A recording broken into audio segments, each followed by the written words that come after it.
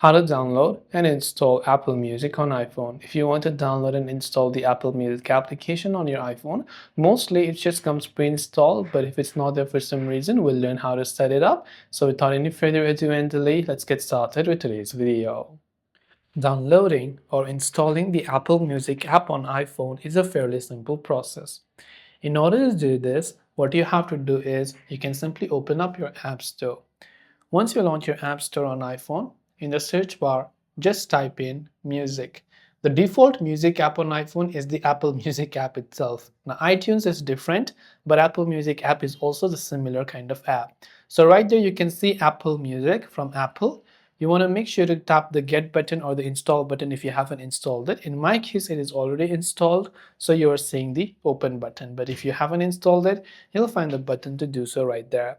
That's all it takes for you to download and install the Apple Music app on iPhone. Hope this video helped you out, and if you have any further questions, feel free to leave them down below. Thanks for watching till the very end, and see you soon in the next video.